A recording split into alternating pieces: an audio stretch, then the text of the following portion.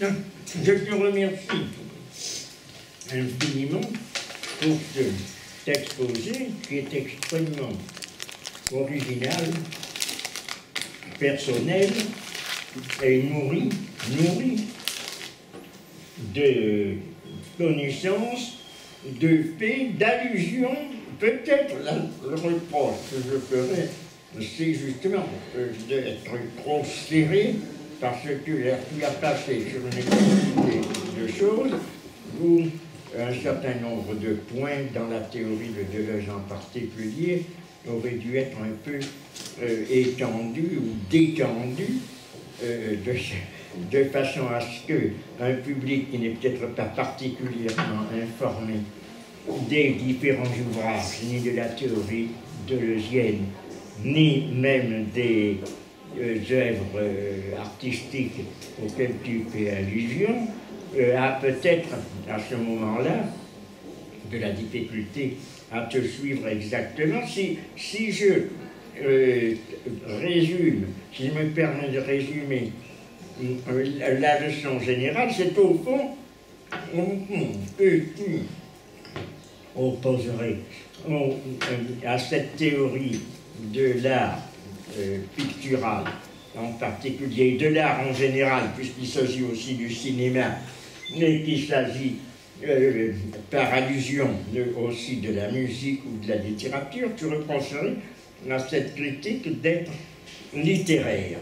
D'être littéraire, c'est-à-dire de substituer à des points clés importants, là, on ne peut pas l'appeler malgré tout une autre façon, le fonctionnement ou la logique propre, mais le mot logique aussi est littéraire, disons plutôt donc le fonctionnement propre de l'activité artistique du peintre, on décide de substituer à ce fonctionnement spécifique quelque chose qui est emprunté à des notions littéraires, donc de faire de la littérature sur l'art, plutôt que de voir quels sont les procédés de l'art lui-même.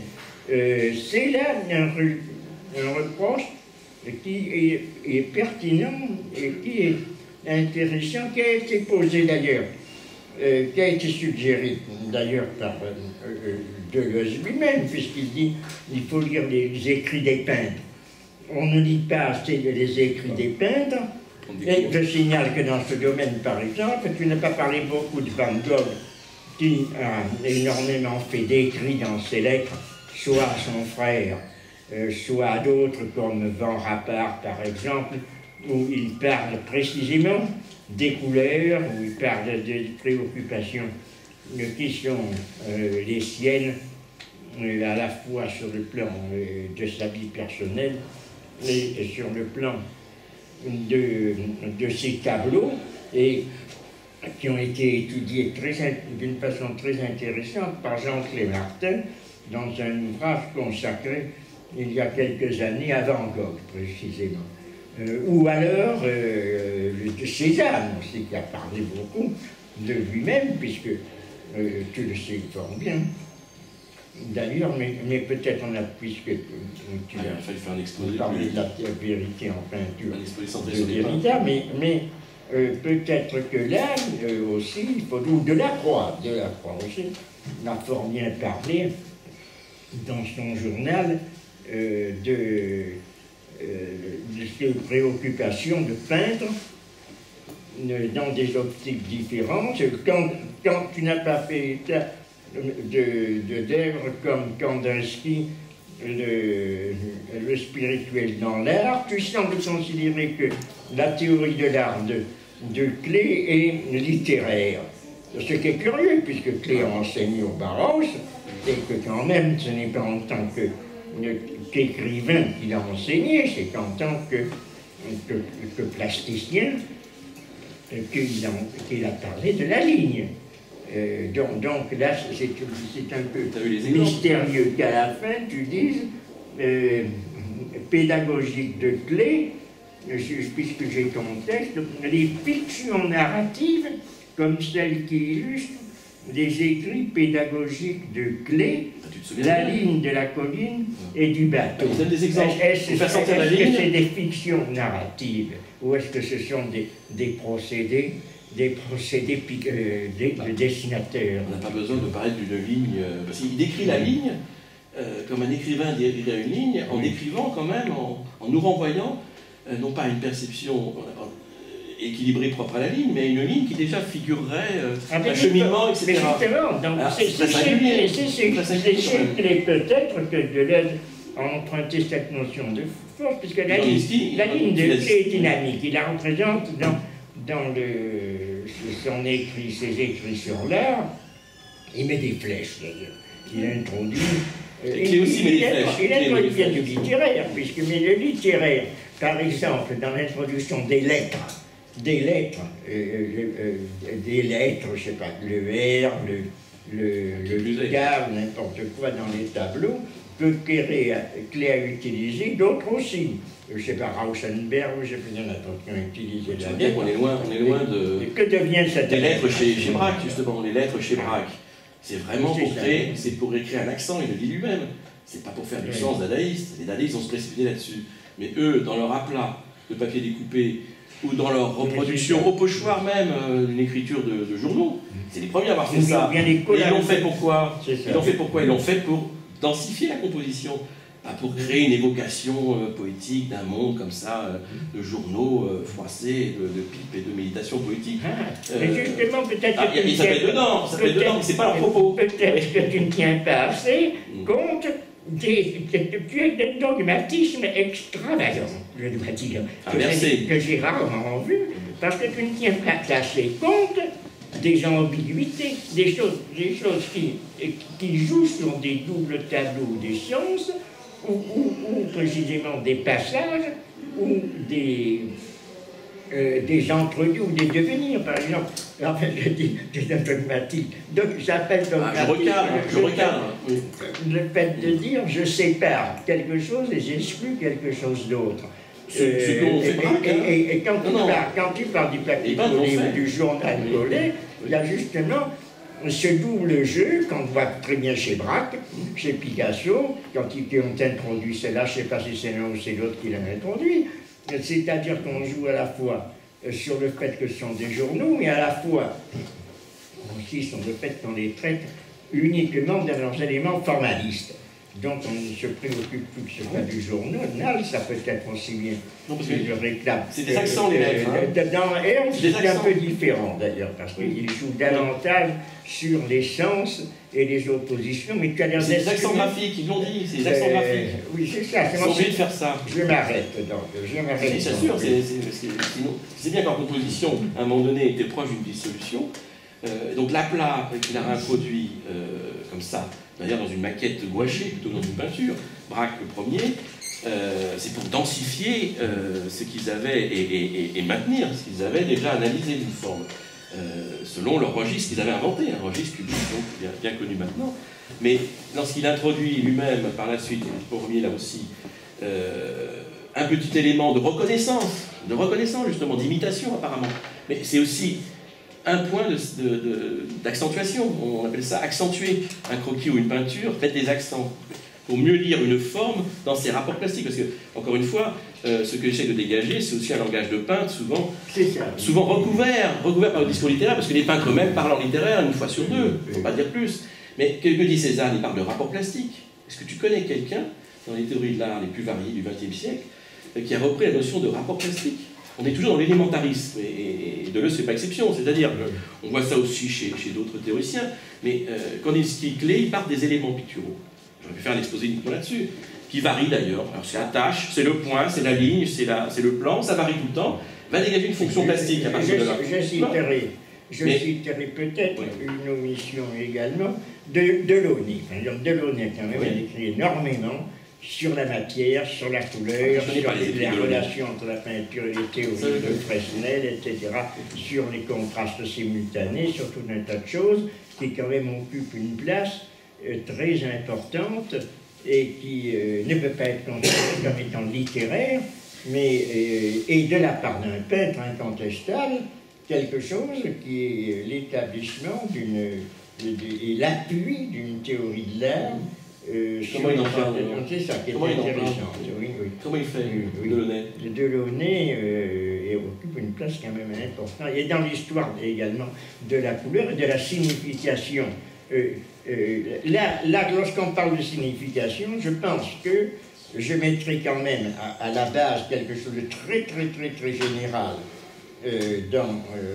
qui est une phrase de Deleuze et Guattari relativement à la peinture et à l'art pictural, que tout son processus, relativement à la signification au sens propre du terme, c'est-à-dire quand on parle de la signification d'une peinture, on parle de ce que ça représente, c'est-à-dire quelles sont les scènes ou les objets ou les scènes historiques, que c'est une activité qui entre dans le cadre très général de la déterritorialisation et que les problèmes qu'il pose sont précisément des problèmes complexes, multiples, qui ne sont pas, ces deux-là ne sont pas traités d'une façon dogmatique, je pense, de certaines formes de reterritorialisation que l'on voit en particulier chez Bacon.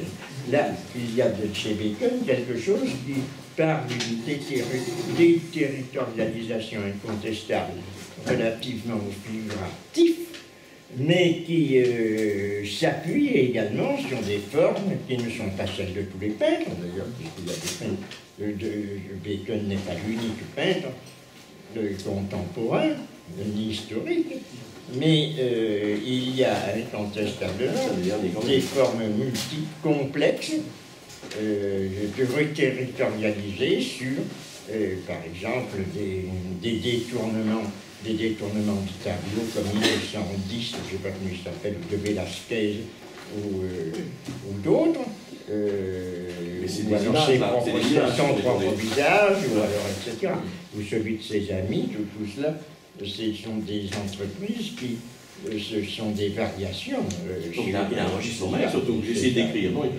Il a un registre formel, c'est un des derniers, on voit très bien ce qui s'est pas. Parce que tu étais contre aussi ce clivage que je faisais, qu'on peut faire encore très nettement, entre Bacon et par exemple Stéphane Grzelski, un homme de support surface. On peut faire un clivage très net entre Magritte et Matisse, entre Chirico et puis Picasso, David. Les gens qui travaillent la forme et d'autres qui travaillent l'image. Étant entendu que et tout le monde travaille le sens, mais il y en a qui sont spécialisés dans la vie et le sens. Un peintre peut être totalement indifférent d'un premier temps au sens et à la vie, mais qui est en dehors de la vie et le sens. La vie et le sens passeront de toute façon. Ils seront même certainement tout à fait présents dans un travail de pur plastique. Mais ce que tu pointes comme un dogmatisme, tu sais qu'il y a un dogmatisme qui est très fort aussi de l'autre côté. C'est dans la mesure où, encore une fois, on peut très bien estimer que ce qui est représenté maintenant avec une coupure dadaïste ou du champisme aujourd'hui, c'est presque tous les autres arts. On a abandonné une recherche formelle. Des gens comme Bacon finissent par être très isolés. Il n'y a plus beaucoup de création de registres formels. On vit encore très largement sur des inventions cubisme et abstraites géométrisantes dans l'architecture et dans les arts déco. Donc il y a le style art déco aussi qui a suivi. Mais c'est quand même frappant de voir à quel point une certaine architecture dite déconstructiviste reprend en fait le registre de l'architecture constructiviste qui, elle, avait avorté pour cause de stalinisme. Et c'est un registre, en fin de compte, formel, qui est une grande invention du début du XXe siècle. On n'en est pas vraiment sorti, c'est une très grande richesse, évidemment. Mais il n'y a pas eu, depuis 40 ans ou 50 ans, je crois. Oui, mais pourquoi aussi? Qui prend la place? C'est le pop art. Le pop art lui-même n'a même pas de projet formel. Il a un projet peut-être critique de la société, mais on peut en douter. Il a un projet artistique, très certainement, mais il ne s'inscrit plus dans l'histoire des formes. Si on ne fait pas, si on ne voit pas ce problème-là, qui est un problème, comment dirais-je, très prégnant maintenant, à mon sens, par rapport à la FIAC, par rapport à ce qui s'achète à l'échelle mondiale, et moi-même qui suis un peu confronté en tant que peintre et à la Fondation Mag aux vedettes de l'art contemporain, qui sont presque tous des pop artistes. Il y a des gens qui vont créer une image, préparent leur image et préparent les effets. Ils ont peut-être des affects, des percepts, c'est jamais des rapports plastiques. Parce que là, une codification complète, ils choquent dans la présentation, ils vont mettre justement, alors là, littéralement, parce que là, on a bien vu, une bouche qui devient un anus, bon, moi je veux bien, mais c'est peut-être pas tellement le propos de l'école, on peut le dire, enfin, bon, à mon avis, c'est pas tellement. Par contre, on l'a fait littéralement, depuis. Mais c'est idiot, parce que bon, on peut le faire littéralement, c'est très bien, c'est une image qu'on peut faire, mais ça n'apporte rien à l'histoire des formes. Vous mettez On met un sexe en érection à la place du nez, on met un anus ou un vagin à la place d'une bouche d'enfant, ça ne fait pas avancer le film biblique. Hein. C'est bien, ça peut provoquer, mais évidemment ça ne provoque plus personne, sauf de quelques ligues de vertu. Mais où est l'apport plastique dans cette affaire? Il n'y a plus d'invention formelle. Alors ce qui est plus grave, c'est qu'on oublie complètement la recherche des formes. On oublie la recherche des formes. Mais quel est le rapport avec Deleuze? Deleuze est pas... Quel est le rapport? Oui, d'accord, vas-y, c'est bien. Mais quel est le rapport avec Deleuze? Enfin, je veux dire, Deleuze n'est pas du côté de cet art que tu sembles... Si, je suis bah si, j'ai donné deux exemples. Attends, faut pas... Et alors tout à l'heure, bon, moi je peux pas parler d'art parce que j'y connais rien et que je suis en pleine découverte. Mais là, il se trouve que sur Dailymotion ou sur YouTube, il y a quelqu'un qui a mis en ligne un cours de Deleuze. Vous le saurez certainement mieux que moi, où il parle justement de l'art, où il commence avec ses étudiants à réfléchir sur l'art. Et quand tu dis tout à l'heure que Deleuze n'y connaît rien en peinture, mais il le dit lui-même qu'il n'y connaît pas grand-chose. Et alors ce qui est très drôle, c'est qu'il commence son cours en disant « je n'y connais rien ». Vraiment, voilà, je ne connais pas grand-chose. Et alors après, ça part dans tous les sens, et là tu t'aperçois qu'il a effectivement... Peut-être ses peintres, peut-être, mais Deleuze de toute façon a ses philosophes, il a aussi ses peintres, et c'est un discours encore une fois d'une modestie et pas du tout un discours surplombant. Moi j'ai l'impression quand même que Deleuze, mais là encore je suis pas spécialiste et je parle davantage avec ce que je sens ou du peu que j'ai lu de Deleuze, mais il me semble bien que Deleuze, encore une fois, va essayer, alors un discours littéraire, je ne crois pas, certainement pas. D'abord, c'est un philosophe, donc c'est pas un littérateur. Et il me semble que Deleuze essaie, puisqu'il est philosophe, de sortir l'art d'un discours qui a été tenu par une certaine philosophie et qui a justement un petit peu méprisé l'art au profit de sa supériorité. Bon, c'est tout con ce que je dis, c'est rien de... Enfin, Oui, il me semble, quoi, vraiment. Vraiment. Bon, d'abord, il est très littéraire, il a même voulu être écrivain. Non, il n'est pas littéraire, il est philosophe, un littéraire. À ce moment-là, si c'est le grand mélange, si la philosophie, c'est la littérature, si la littérature, c'est la peinture, allons-y. C'est pour la lucidité de ce qui est retransmissible. Si tout le monde parle ensemble... Là, je te réponds, je laisse la parole tout de suite après. Enfin, je veux dire, là, je tiens... Tu as avancé trois choses qui paraissent tout à fait... Un minimum d'ordre, donc c'est moi quelqu'un d'autre qui donne la parole. Je donne la parole à Nathalie qui conclut son intervention, tu lui répondras. Si quelqu'un d'autre a parlé, y compris moi-même, on le fera, mais si l'on parle l'un sur l'autre, il est très contestable. J'allais lui répondre. Personne ne comprendra. Je sais pas, tu avais fini, Nathalie, tu avais fini.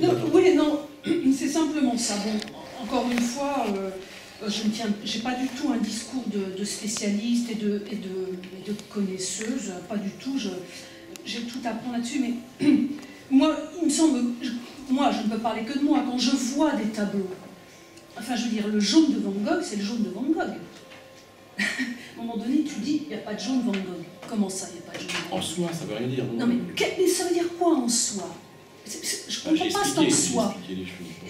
Cette logique de la sensation, c'est aussi ce que l'art nous fait. Ce que l'art nous fait. Et le geste du peintre, c'est ce travail de la peinture, de la couleur qui lui est propre. Un jaune de Van Gogh n'est pas le jaune, par exemple, d'Auguste Renoir. Et moi, en ce moment, je lis beaucoup Auguste Renoir et ses écrits. Franchement, je ne sais pas si Deleuze en a parlé, mais... Renoir, il voulait faire quoi? Simplement, vraiment, il parle de force, Renoir. Il parle de rendre la force de carnation d'une femme. Il parle, et il choisissait ses modèles pour... Enfin, ses femmes, il les choisissait, ou plutôt sa femme lui apportait ses modèles, en fonction de cette carnation qu'Auguste Renoir allait essayer de rendre. Donc, enfin, je veux dire... Bon, peu importe, là je parle beaucoup, pas du tout philosophiquement, c'est pas important. Tu sais qu'il y a un mot de Renoir que je n'ai pas retrouvé, qui est terrible, qui est même un mot pour Derrida, explosif pour les philosophes, parce qu'il ne faut pas oublier que les impressionnistes, c'est très antilittéraire. Ça, on s'est bien gardé de le reprendre. Qui, quoi? Les impressionnistes étaient très antilittéraires. Absolument, bon, tout à fait. Savoir ce que ça veut dire. Parce que le surréalisme, c'est bien marqué. Alors, que dit Renoir? Il dit la littérature, ennemie née de la peinture. Attends, je ne sais pas si tu vois. Ennemi né de la peinture, ça veut dire soit un ennemi de toujours, un ennemi fraternel, un ennemi intime, un frère ennemi, enfin, un frère, c'est pas moi, et peut-être un ennemi né de la peinture elle-même, ce qui est tout à fait étonnant. Tout à fait étonnant. Bon, voilà, ça c'est un débat philosophique. Mais quand tu dis qu'il n'y a pas de jaune, comment dirais-je, que ce jaune de Van Gogh, il est évident. Mais, encore une fois, quel jaune? Il y a 36 jaunes chez Van Gogh. Alors, bizarrement, on a l'unité. Il y a le jaune de Van Gogh. Un jaune des tournesols. Ben, il y a un jaune dans les tournesols. Il y a plein de jaunes de tournesols. En fait, il y a une gamme colorée, si on veut être honnête. Et cette gamme colorée nous saute aux yeux, parce qu'évidemment, le jaune domine. Mais c'est pas le jaune qui domine, c'est la tonalité en jaune, en ocre. Il fait que tout le monde dit le jaune de Van Gogh. Mais c'est parce qu'il y a une dominante jaune. Mais alors, tu refuses quand même un petit peu le langage non spécialiste de Deleuze sur la peinture, c'est ça que tu refuses. C'est le sens commun. Le langage spécialiste, mais il n'est pas spécialiste, il est philosophe. En tout cas, il se permet d'écrire sur la littérature avec son ambition de philosophe, sur la peinture, sur l'ambition de philosophe, ce qu'il n'aurait pas fait sur la musique, parce que là, la musique a sa connaissance. Non, technique très précise. Sur la musique. Non, pas autant. Il a dit que ça lui semblait une des choses les plus difficiles. Il n'a rien écrit. Et en général, on écrit sur les arts plastiques parce que c'est plus facile. Tout le monde écrit sur les arts plastiques. Hein. Qui n'a pas écrit sur les arts plastiques et sur la peinture? Quel est l'écrivain qui n'a pas écrit sur la peinture? Putain, dis donc, tu traces des autoroutes, hein. Pas la serpent. Mais alors que des gens comme Adorno, qui était musicien de formation d'ailleurs, aussi, savaient de quoi il parlait quand il parlait de musique, évidemment, était d'autant plus méfiant à l'égard de ce qui allait prendre forme comme un tout à l'art, un art qui mélange les genres, mais qui est une loi du genre, à mon avis littéraire, encore une fois, d'œuvre totale, de recherche de l'œuvre totale, légitime pour un poète, encore une fois totalement légitime, et qu'on oublie comme une spécificité du poète. Et quand tu dis qu'un philosophe n'est pas littéraire, mais je ne connais pas un philosophe de formation littéraire qui ne soit pas, au fond de lui, soit un poète rentré, soit un romancier rentré, d'ailleurs ça le démange, ça ressort toujours dans son œuvre, et sa sensibilité littéraire est suffisamment grande pour que l'art littéraire en général soit sa référence comme art, et quantitativement, et qualitativement. Et Deleuze ne fait pas exception. Et ça se comprend, ça me paraît légitime. Et parce que, d'une certaine manière, on est plus formé en littérature, modestement, parce qu'on a tous été à l'école pour apprendre un peu à apprécier des textes dits littéraires, et on a continué. On a très peu de formation plastique, d'autant plus cette formation a connu une révolution qu'aucune autre forme d'art n'a connue, dans son enseignement et ses murs en porte-témoignage, qu'on appelle les arts plastiques, et qui tiennent compte des révolutions esthétiques les plus radicales, et parfois même les plus dogmatiques, au point de liquider purement et simplement la bonne vieille peinture au nom d'une critique du passéisme, au nom d'une critique de la convention, de la tradition, alors que les autres arts, y compris les plus radicaux des années 60, les telkélistes ont supprimé, que je sache, plus d'une fois un certain nombre de règles de syntaxe, en tous les cas la ponctuation, sont revenus très étrangement à la ligne, si je puis dire, et sont revenus à une forme d'écriture qui pourrait paraître, après coup, très convenue. Mais là, dans l'enseignement des arts plastiques, on a passé en philosophie, dans une formation pas traditionnelle, mais classique, nos philosophes, nos grands philosophes, nos chers grands philosophes, n'ont pas d'ailleurs ce problème-là. Il y a une continuité entre la formation éternelle depuis Platon, renouvelée justement avec une réinvention extraordinaire, et puis nos philosophes contemporains. Mais la continuité se fait. En art plastique, il y a rupture. Et encore une fois, Klee et Kandinsky, si tu lis bien les lignes point surface, enfin, le spirituel dans l'art également, on est très étonné de voir que lorsqu'il parle du point, et pour nous faire sentir la beauté plastique d'un point, enfin, ce qu'il n'appelle pas beauté, il parlera de résonance intérieure au point lui-même, il va falloir le regroupement d'un point, il faut le sentir comme un ensemble de pas. Et de pas d'une danseuse. On n'avait pas besoin de cet exemple-là. Pour nous faire sentir plus fortement un jeu de points et lignes, c'est des abstraits pourtant. Je te réponds par rapport à tout à l'heure, oui. Et surtout pour rebondir par rapport à ce que disait René.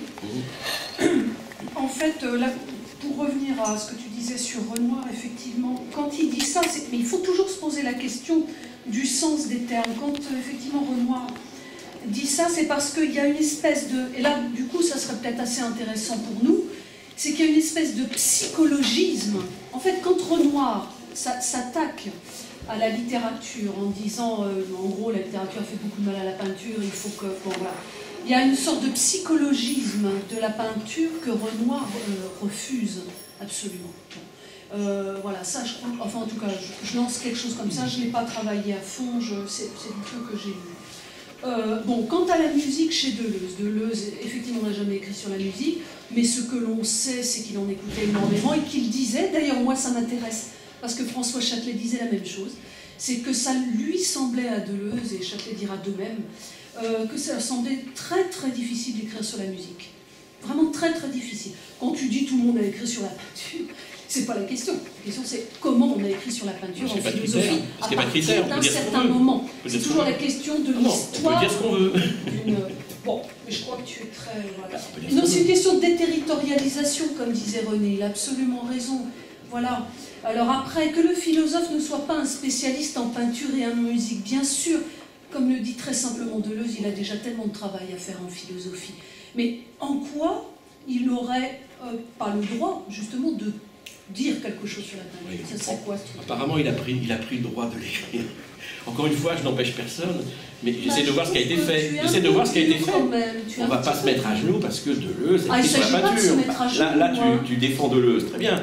Mais oui, parce qu'il est injustement attaqué en plus, sans problématiser les choses. Très rarement, même jamais. Et la plupart des plasticiens sont tellement contents d'utiliser les philosophes, c'est même une spécialité de la formation des gens d'art plastique. Tu n'aimes pas les philosophes, on le sait. Ça, j'aime pas les philosophes. Oui, la dernière fois, tu as dit que tu te méfies énormément de la philosophie. J'aime trop, mais bon, c'est pas grave. Un mauvais procès. Donc, sur la question. J'aime trop la philosophie. Peut-être sur la question. Je voudrais introduire une autre question. Avant de donner la parole.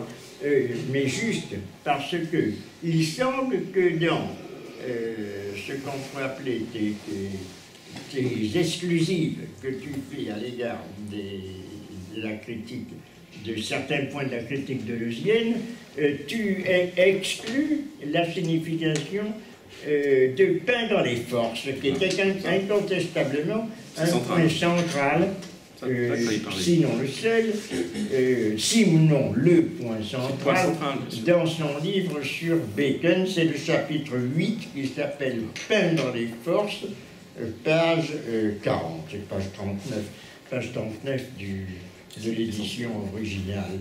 Alors, et il dit justement qu'un des points fondamentaux de la peinture, c'est de peindre ces forces invisibles. Est-ce que c'est... Je vous renvoie au texte parce qu'il est très intéressant, mais on n'a pas ici le loisir de l'analyser, mais peut-être est-ce moins littéraire que tu ne penses, c'est-à-dire ça appartient aussi. Cette idée appartient très bien au texte littéraire. Chez Van Gogh, tu le trouves en permanence, cette intention de perdre les forces. Chez Glaise, par exemple, aussi, qui a dit le problème, je crois que c'est Glaise, si je ne me trompe, ou peut-être un autre, qui a écrit que le problème de la peinture contemporaine, c'était de peindre ce qu'il appelle la quatrième dimension. La quatrième dimension, c'est précisément quelque chose qui n'appartient pas du tout à la surface plane, ni à la surface cubique, puisque c'est quelque chose qui est justement sinon la force, du moins le temps. La quatrième dimension, c'est précisément ce qui échappe, ce qui fait partie de ce complexe espace-temps que et également dans un domaine qui est un peu extrapictural des artistes comme Marinetti en Italie ont exprimé aussi comment peindre la vitesse. Et cette idée de peindre à la vitesse est très constante dans l'intention explicite des peintres contemporains. On ne peut pas exclure cette idée-là. La vitesse n'est pas une force, mais c'est précisément quelque chose qui n'appartient pas à...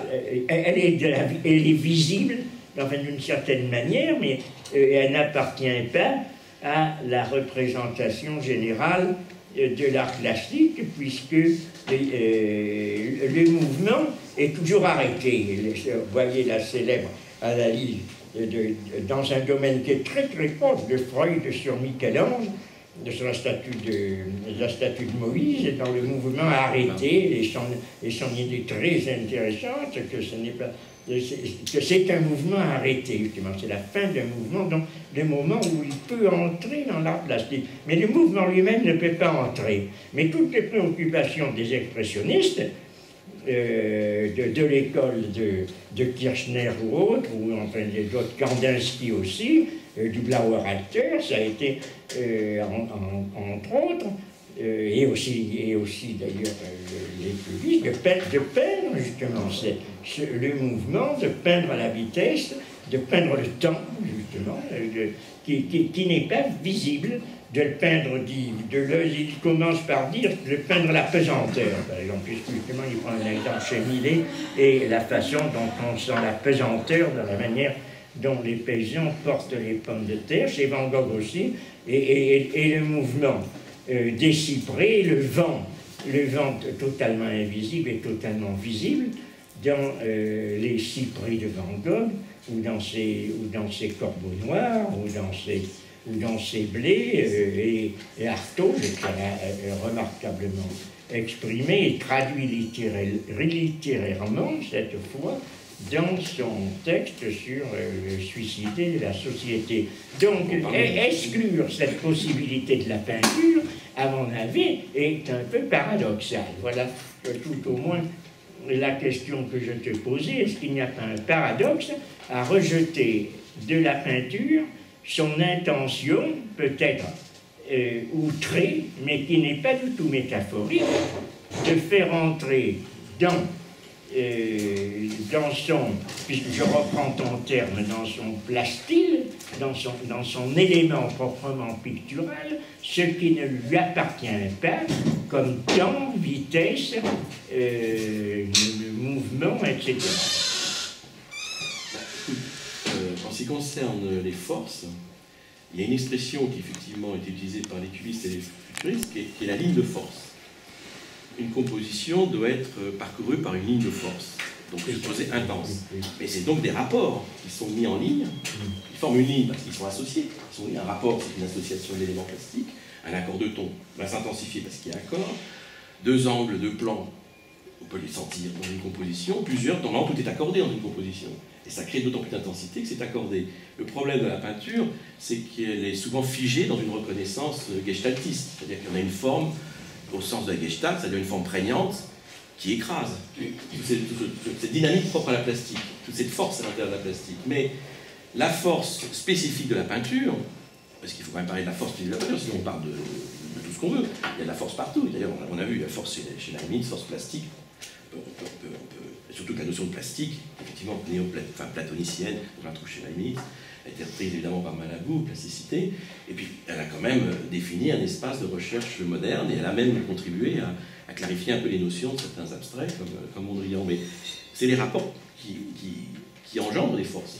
C'est pas, comment dirais-je, l'expression d'une vitesse. Par exemple, la vitesse ou le mouvement en peinture, bon, ça n'a pas grand sens, effectivement, puisque c'est supposé être un art statique, mais il y a ce qu'on appelle un rythme dans une peinture, dans une sculpture. Il y a un rythme. Qu'est-ce que c'est qu'un rythme? Eh ben, c'est justement une dynamisation des rapports plastiques. C'est-à-dire que les rapports s'enchaînent avec une telle force, par exemple les drapés de Phidias, ou je sais pas moi, ou même les papiers découpés de Matisse, sont tellement dans leur intensité de mise en place, qu'il a cherché très longtemps, avec des découpes particulières, qu'il a retravaillé, parce qu'il découpait comme ça, mais il reprenait. Il mettait une algue, enfin, ce qui ressemble à une algue dans un coin, et il y a une intensité colorée, il y a un contraste très fort, il y a un rapport au fond, et au format aussi, et puis d'un seul coup il y a une dynamique qui se crée, il y a un mouvement, il y a une vitesse, mais c'est une vitesse plastique, ça n'a rien à voir avec ce que disent les futuristes, il ne s'agit pas d'imiter la locomotive ou je ne sais quoi du même ordre. Alors la quatrième dimension, c'est vraiment une tarte à la crème que Duchamp a largement utilisée pour nous amener, alors là, c'est d'illustrer la physique contemporaine. Il y a des historiens qui nous ont expliqué que les peintres ont découvert le monde microscopique, évidemment, voir le monde des quantas avec l'abstraction.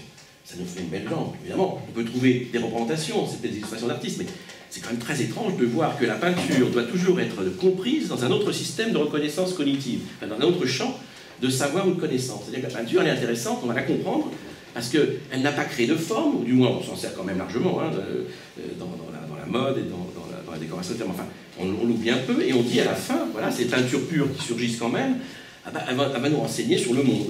Alors, soit le monde des hommes, soit le monde de la matière. Et voir le monde des philosophes. Et puis, en fin de compte, ça fournit aussi des concepts pour penser à un philosophe, etc. Moi, je crois que la force doit être spécifique en peinture. Donc, je ne refuse pas, évidemment, la notion de force. Et d'ailleurs, j'ai fait un travail, que je te présenterai un jour, sur la forme chez Nietzsche. On pourrait s'attendre à ce que Nietzsche soit un penseur de la force artistique en peinture. Pas du tout. Il définit la forme.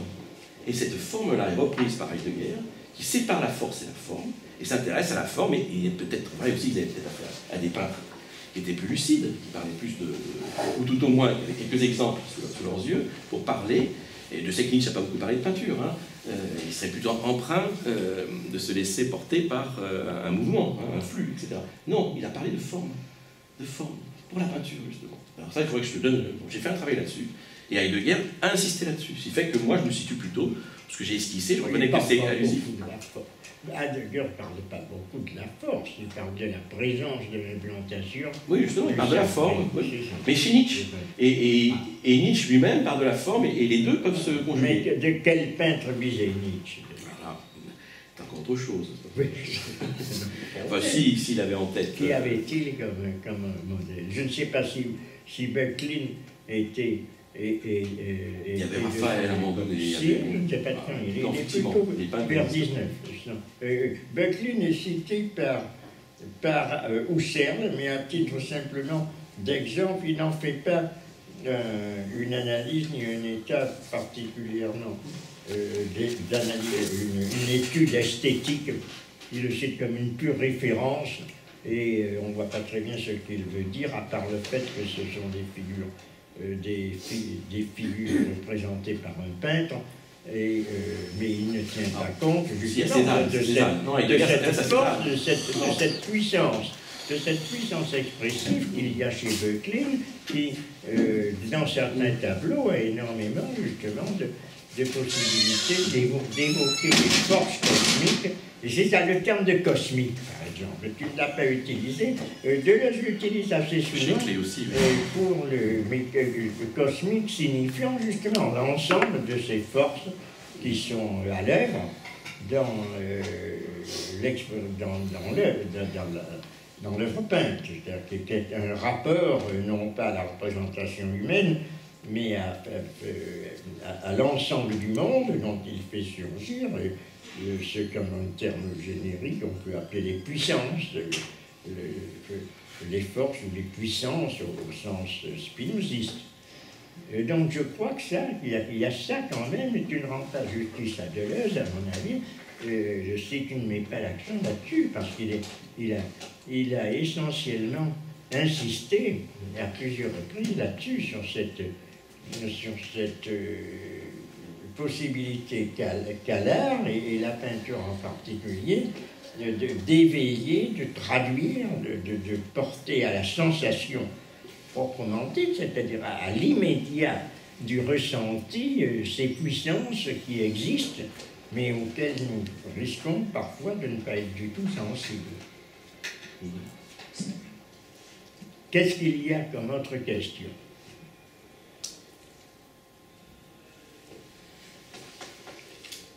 Si je vous ai pas... Il est pas. Trop. Constantin. Trop braqué.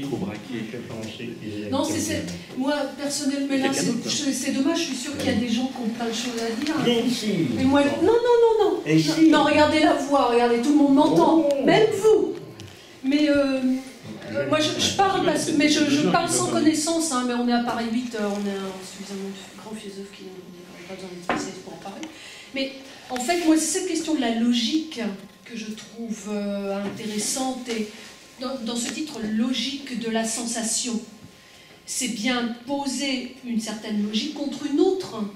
Et comme vous le disiez, c'est aussi à ça que nous amène peut-être, bon d'accord, dans un langage peut-être beaucoup trop philosophique, beaucoup trop conceptuel de la part de Deleuze. C'est vrai que, par exemple, pour ce cours-là qui est en ligne sur YouTube ou Dailymotion, c'est vrai que le côté conceptuel de Deleuze est parfois très abstrait, c'est bon.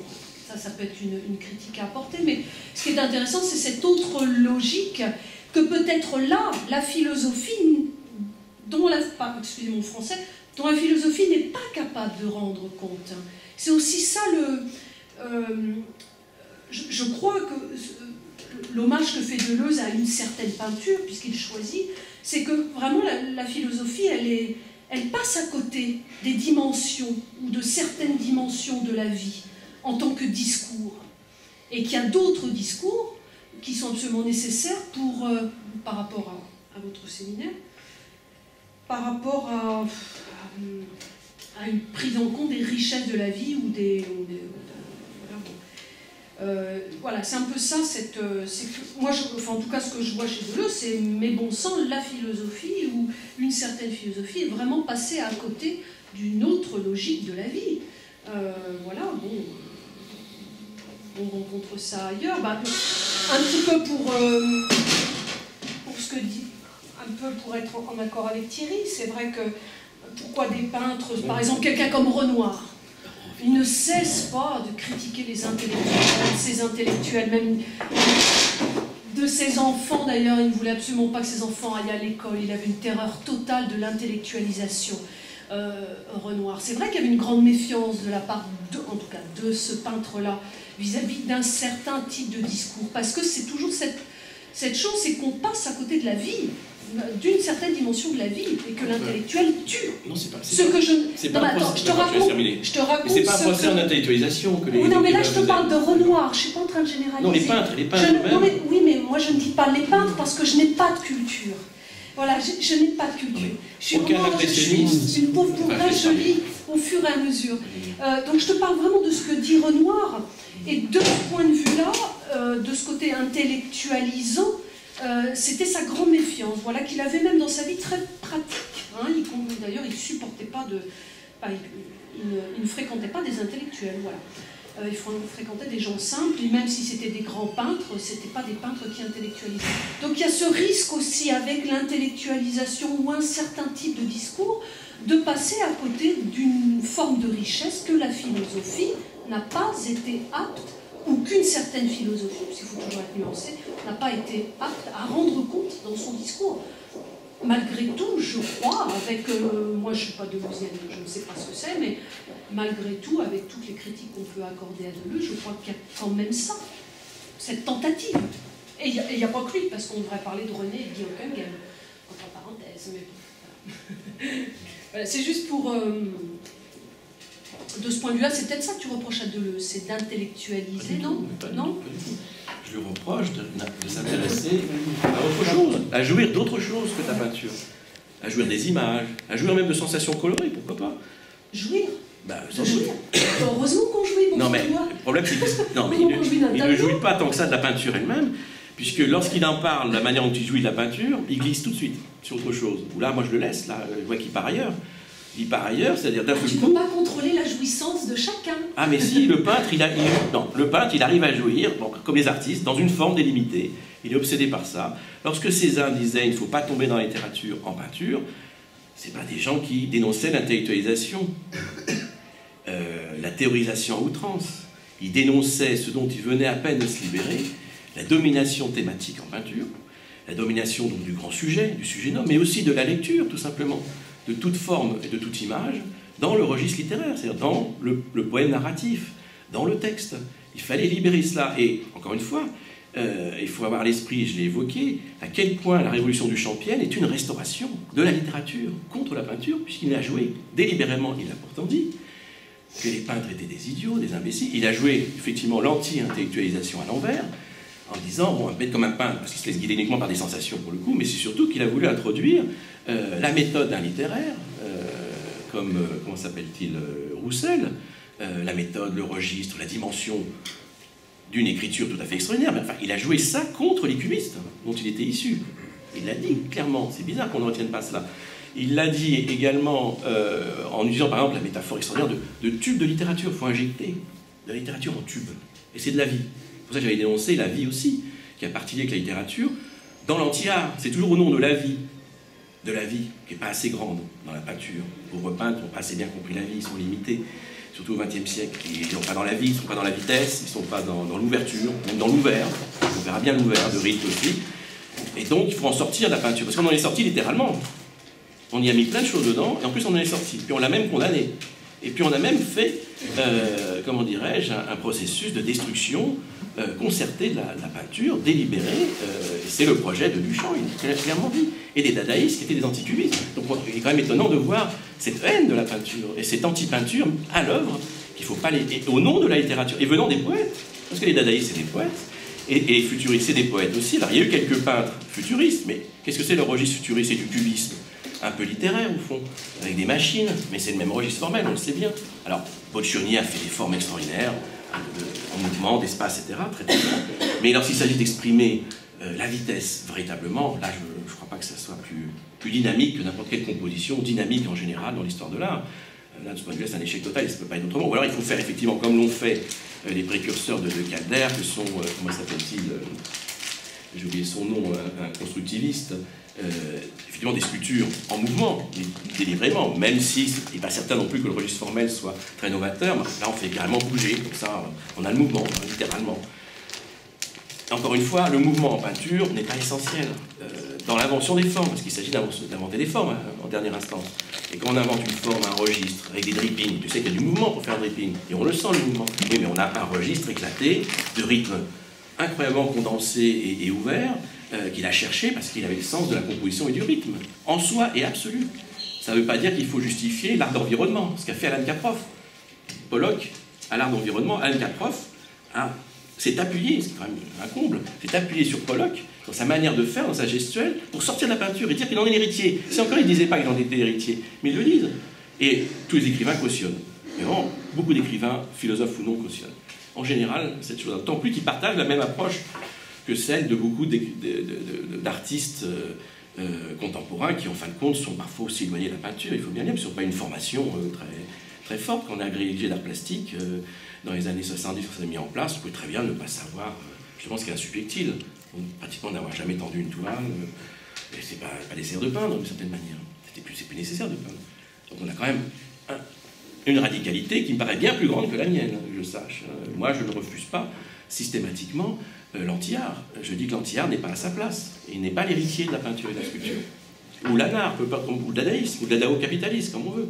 D'autant plus qu'il commence à ennuyer beaucoup de monde depuis 40 ans, ce geste critique éternellement repris et qui intéresse ce qu'on appelle maintenant les nouveaux riches, enfin les new rich, qui sont les prescripteurs, les grands collectionneurs prescripteurs de l'art contemporain aujourd'hui.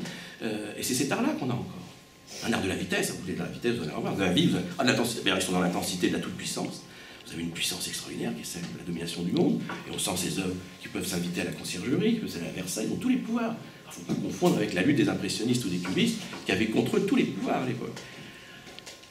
Encore une fois, mon dogmatisme n'est que le reflet très pâle du dogmatisme auquel on a affaire, que j'appelle le totalittéraire, parce que c'est aussi quelque chose de solidifié, de structuré et de naïf à la fois, selon moi. C'est un mode d'appréciation spontané. On est déjà dans la littérature. Il est plus difficile d'être dans la peinture. Pas dans la grande, mais on est toujours un peu dans la littérature. C'est très facile. Donc, la littérature, je la trouve très proche de la vie, personnellement. Moi, je laisse la vie à la littérature. Je n'ai pas besoin de la vie pour aimer la peinture. Je la laisse à la littérature. C'est même un art spécialisé dans la vie. D'ailleurs, il ne parle que de ça. Proust, Céline, tu vois, il ne parle que de vie. Et évidemment, dans une magnifique langue, et dans une prosodie qu'il soit, que ce soit Proust ou Céline, ils travaillent leur langue. Ils travaillent leur langue de manière incroyable. Thierry, la forme compte chez les écrivains. Avec René, ça fait 2 ans qu'on travaille sur le concept de vie. Qu'est-ce que c'est que la vie? Qu'est-ce qu'on entend par vie? Là, je veux dire, là, il faut faire très attention. La vie chez Zola, c'est pas la vie. Je suis intervenu là-dessus. Voilà, non, mais bon. Je vais opposer plastique pur et vie. Puisque tu es là depuis 2 ans. Je suis intervenu là-dessus. J'ai opposé plastique pur et vie. Donc, si je fais, j'ai utilisé le mot de vie tel que des anti-artistes comme plutôt Klein, Alan Caproff l'ont utilisé, tout en gardant, ou les actionnistes viennois, tout en gardant le mot peinture quand même. Ils en sortaient délibérément. C'est ça que j'avais mis en évidence. Alors, je crois que tous les termes de la vie peuvent fonctionner, enfin tous les sens. Bon, évidemment, j'avais exposé ça, et il est difficile de faire référence à ce qu'on a exposé. Mais c'est archivé, tu peux regarder ce que j'ai dit sur la plastique pure. J'ai pris en considération, tu zappes, tu avances, tu tomberas à un moment donné sur la vie, pas au début, sur la vie, où je définis très précisément ce qu'est la vie chez les uns et les autres, au nom de laquelle on remet en question la peinture. C'est quand même extraordinaire. Au nom de laquelle on remet en question la peinture. Et pas n'importe laquelle, la plus moderne même. Picasso, etc. C'était le fils de peintre abstrait, Klein.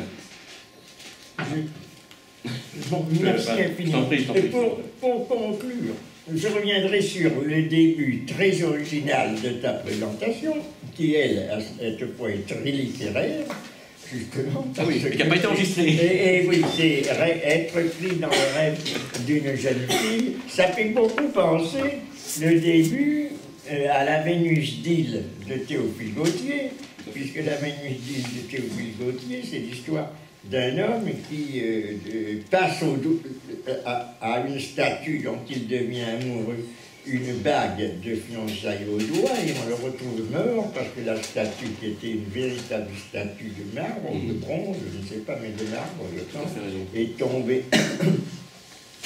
tombée de son haut et l'a écrasée. Et également, à une nouvelle dont je ne me rappelle plus le titre, et que peut-être vous avez la possibilité de me rappeler, de Henry James, qui s'appelle le... Il y a le mot portrait dedans. C'est pas la femme au portrait, mais c'est le portrait dans un miroir ou quelque chose comme ça. C'est une histoire qui est très tragique de la vie que prend un portrait. Donc, moi, personnellement, j'aurais tendance à interpréter ces histoires, non pas comme des allégories au sens propre, mais malgré tout en leur donnant un sens que j'appelle, moi, personnellement, allégorétique ou allégorésique, c'est-à-dire qui, quand même, fait penser à une histoire signifiant l'importance de la peinture, et en particulier du portrait, que l'on voit aussi dans Proust, avec l'amour de Swann, qui se cristallise sur Odette au moment où il découvre en elle un profil florentin ou vénitien, je ne me rappelle plus. Quoi qu'il en soit, la peinture n'est pas quelque chose qui est un objet présenté avec une représentation froide, mais elle a une force qui est une force directe, intense, qui s'adresse depuis elle à l'individu. On pourrait dire à ce moment-là que c'est la peinture qui regarde, le portrait qui regarde, que c'est lui dans quoi que toute la vitalité qui n'existe pas dans le caractère très fugitif et imparfait des formes humaines va se concentrer. Ce que l'on voit d'ailleurs, ce dont parle Deleuze d'ailleurs aussi dans son étude sur Bacon, au moment où l'on étudie le caractère religieux de l'icône, etc. Ici, il ne s'agit pas tellement des icônes, mais quelque chose qui est plus directement transportable sur une œuvre d'art, sur un portrait en particulier, donc, qui prend en lui toute l'intensité des forces de la vie et auquel on est amené à se référer pour saisir la réalité elle-même. Donc une sorte de transformation, de mouvement inverse qui ne va pas de la réalité à la peinture qui l'imite, qui est la position platonicienne, mais par un renversement qui va de la peinture à la réalité qu'elle consacre, ou qu'elle domine, ou auquel elle impose sa forme. C'est ça que je verrai. Je ne sais pas si c'est ce que tu vois dans ton rêve. J'ai écrit des dizaines de pages sur la peinture et la littérature dans le roman. Je te donnerai la parole pour qu'en conclusion, tu explicites un peu ce que tu as mis dans être pris dans le rêve d'une jeune fille. Moi, c'est ce que j'y ai vu, ce que je viens d'exposer, c'est-à-dire la force supérieure que la peinture ou la représentation picturale peut avoir sur la vie. C'est-à-dire c'est l'art à ce moment-là qui l'emporte et qui nous révèle la vie telle qu'elle est, loin qu'il n'en soit qu'une pâle imitation. Mais je ne sais pas quel est ce que tu veux dire, toi, dans ton texte. Tu as raison, effectivement, de te référer à cette nouvelle de la Vénus d'Île, qui est même inspirée, je m'en suis inspiré, d'un conte anonyme qui remonterait au moins au Moyen-Âge, mais aussi semble venir directement de l'Antiquité, et qui raconte l'histoire justement de sculptures animées, parce que c'est une grande chose de l'Antiquité, ça, ces sculptures tellement vivantes, sculptures de Dieu, qu'elles sont animées. Elles sont donc un peu fantomatiques, elles sont animées d'une vie propre, et une vie propre qui peut, comment dirais-je, saisir par la suite le vivant, le mortel. Et on a l'idée comme ça d'une Vénus aussi qui tombera amoureuse d'un homme et interviendrait dans son ménage, des choses comme ça.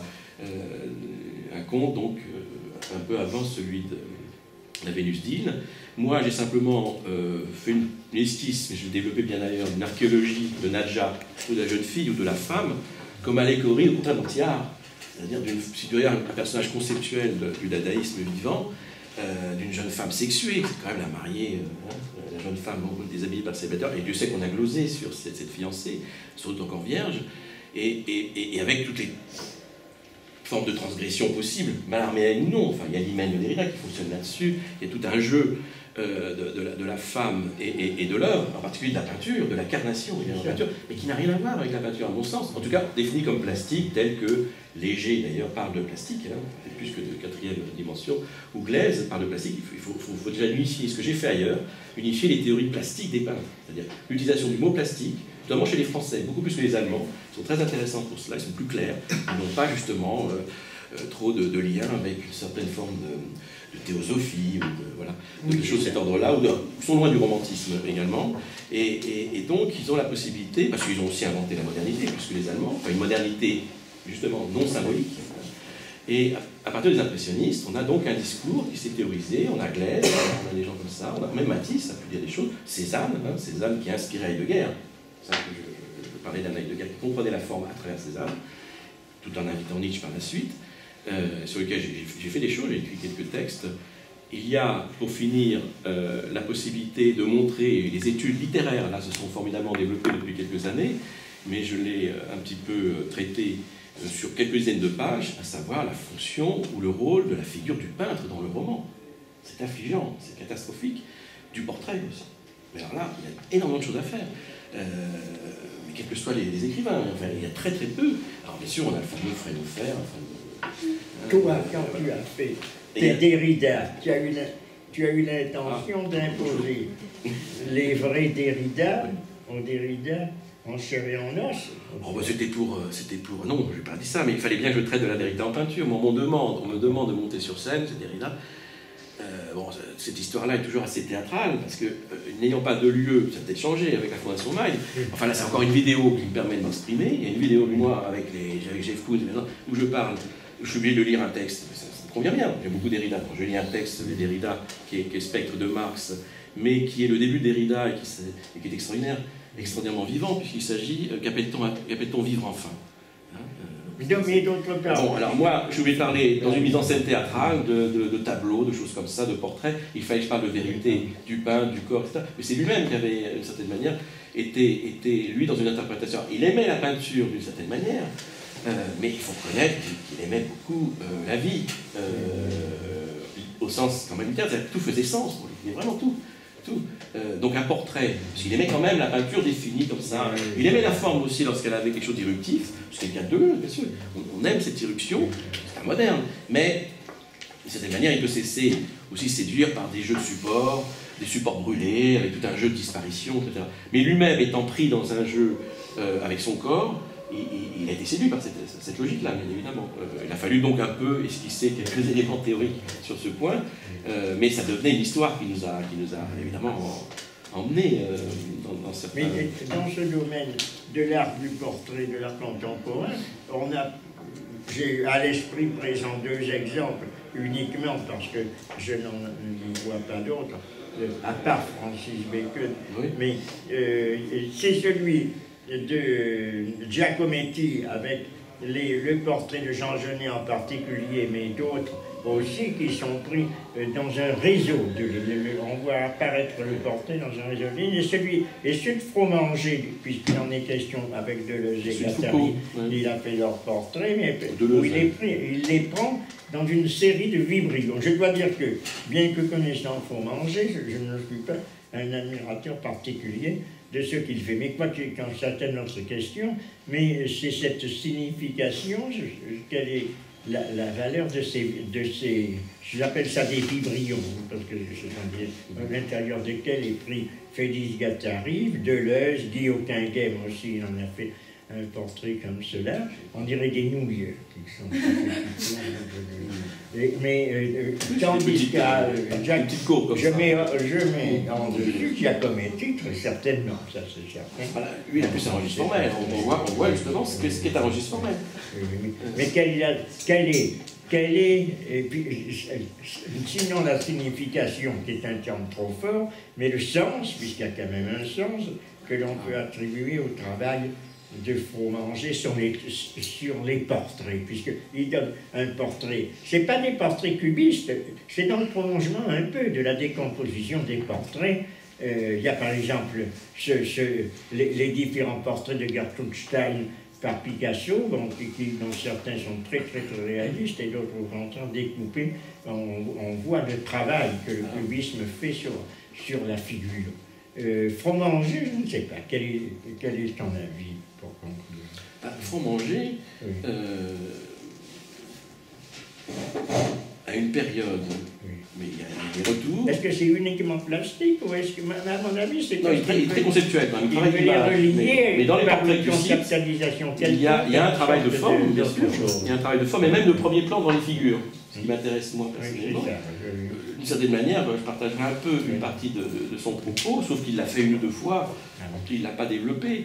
Il a beaucoup plus développé ses découpes sur des photographies, ou alors des installations, comment en parler, parce qu'il a quand même joué le jeu d'installation, il est un artiste contemporain en ce sens-là.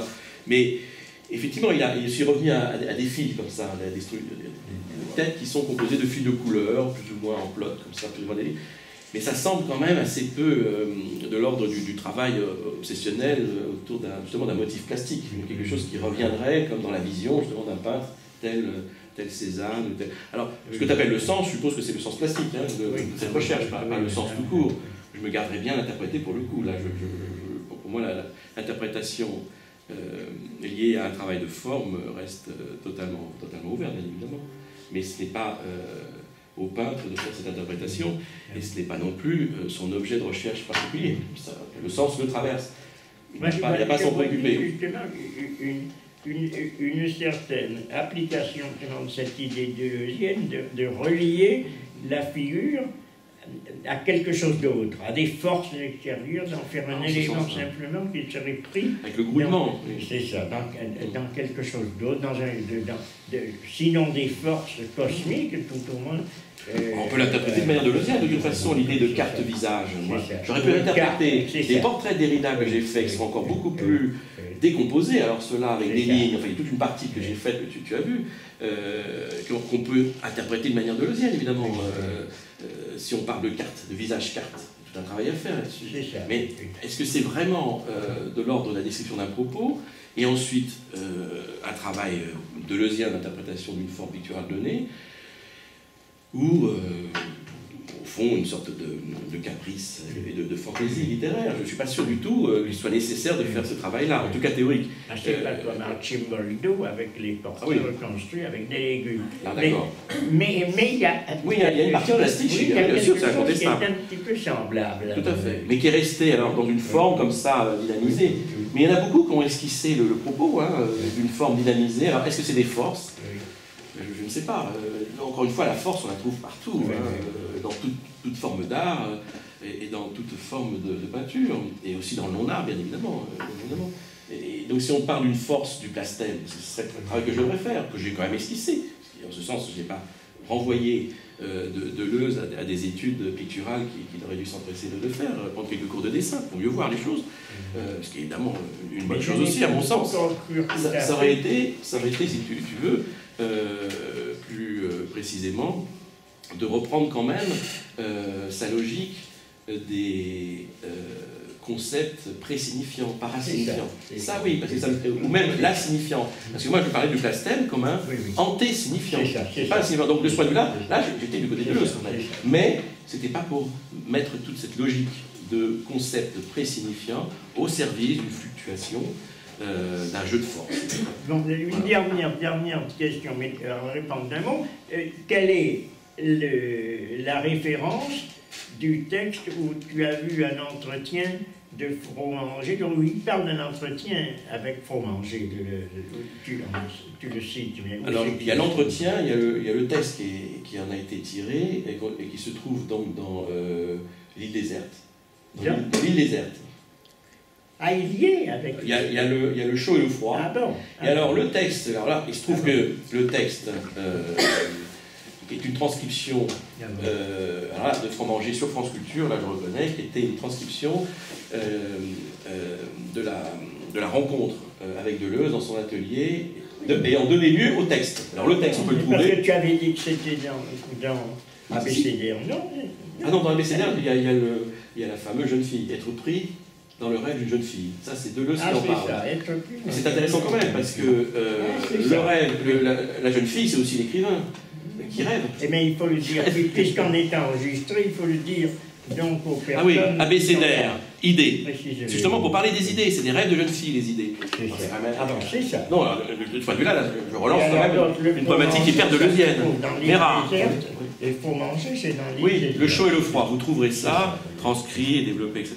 Bon, voilà. Eh bien, merci infiniment, et nous pouvons t'applaudir pour cette...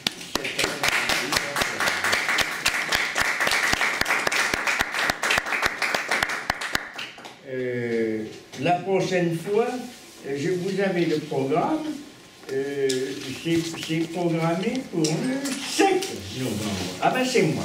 Mais là, je reprendrai un peu des textes de Deleuze également pour m'appuyer sur cette notion de fêlure, sur cette notion de dystérisation ou de régime de fou, mais en l'illustrant par d'autres textes, par d'autres références. Donc ça sera quelque chose qui n'est pas sous la forme d'une conférence très organisée, mais plutôt de remarques, de renvois vers des points de référence. Mais peut-être n'es-tu pas là le 7, toi. Non, je suis justement à faire ma communication, malheureusement. À la veille. Tu le reprendras, parce qu'avec Alexandre Costanzo, qui viendra ensuite, parler de Courbet, et sous une forme plus appliquée, alors à un peintre dont on montrera le périple très lié à la vie elle-même, à la vie sociale, à la révolution, etc. Ce qui sera très intéressant. J'espère que vous serez là. Ne me faites pas, dites-le autour de vous, parce qu'un de mes grands, moi je viens en étant totalement malade à ramasser la petite cuillère, mais ce n'est pas un exemple que je donne en disant puisque je le fais, faites-le, mais je dois dire que ça ajoute le fait d'avoir à attendre et de ne pas savoir si on aura du monde ou non, est pour moi une douleur absolument épouvantable. Donc tâchez de voir si vous pouvez réunir du monde ou téléphoner à ceux que vous connaissez, de venir, si possible, c'est jeudi, de façon à assurer quand même une permanence de la présence, au moins comme aujourd'hui, c'est ça, pour qu'on puisse quand même avoir un séminaire qui fonctionne. Sinon, si on ne sait pas chaque fois qui on aura, ça devient absolument impossible. En tout cas, je vous remercie infiniment pour votre présence et vous donne rendez-vous à la prochaine fois en lisant, attendez une seconde, en lisant colloque. Héros militants, le cinéma de Lionel Soucaz, du 4 au 7 décembre 2013, BNF, Bibliothèque nationale, c'est-à-dire Université de Paris 8, c'est-à-dire ici, les voûtes, je ne sais pas où c'est. Les voûtes, c'est dans environ BNF. Et il y a plus d'informations sur un site. Mais c'est dans l'espace spécial pour artistes. Donc c'est le 5 décembre, il faudrait savoir comment il y a une présentation de son œuvre cinématographique ici, et comment on peut y aller. C'est en bas l'espace d'exposition. Il faudrait que tu te renseignes. Ah, tu sais pas. Pourquoi, René? Par rapport à quoi? Pour la journée, à la séance de la projection de film? Oui, parce que c'est... Laquelle? Est-ce que tu dis pour le colloque ou pour la projection? Donc, c'est ça, le jeudi 5. Le jeudi 5, ce sera le colloque. Ce sera à l'Amphi X. Ah bon, c'est ça. Voilà. Donc on y sera. Tu peux le garder. Oui, non, ça c'est bon. Puis il a mis du bleu sur son visage. Ça vient d'un film. C'est dans un des films de Lionel. Voilà. Eh bien, merci. Merci, à la prochaine. On verra sans doute.